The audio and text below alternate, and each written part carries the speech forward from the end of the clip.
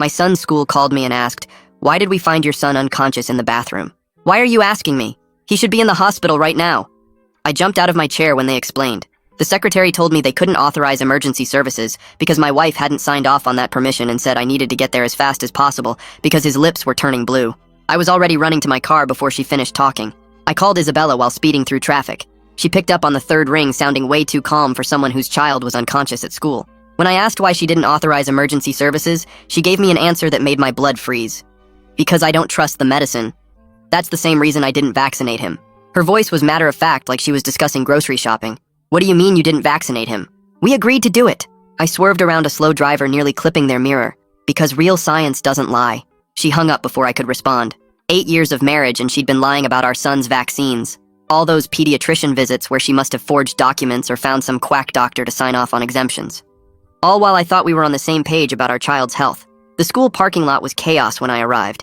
An ambulance sat by the entrance with its lights off because they couldn't treat a minor without permission.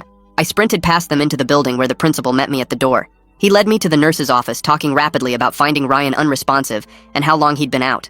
Ryan was on the small bed, looking smaller than he should at 10 years old. His skin had a grayish tint, and his breathing was shallow. I scooped him up without hesitation and ran back to my car. The ambulance crew tried to stop me, but I wasn't waiting for paperwork while my son's lips were blue. The drive to the hospital was the longest 15 minutes of my life.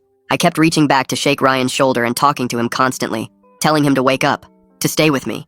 His eyes fluttered a few times but wouldn't open. His breathing stayed shallow and scary. The emergency room took him immediately when they saw his condition. Nurses surrounded us as I carried him to a bed. Doctors started working before I even finished explaining what little I knew.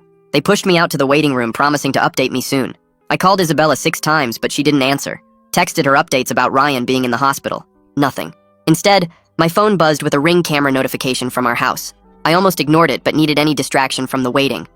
The video showed Isabella's car pulling into the driveway, but she wasn't alone. Pastor Kent from her church got out of the passenger side, looking around nervously. They kissed and hurried inside. I stared at my phone, trying to process what I'd just seen. A nurse called my name before I could spiral further.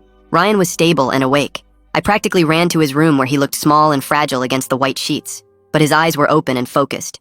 I hugged him carefully while trying not to cry. "What happened, buddy? Do you remember anything?" Ryan's voice was raspy but clear. "My teacher. She gave me too much galaxy gas. She said it's because it'll make me smarter."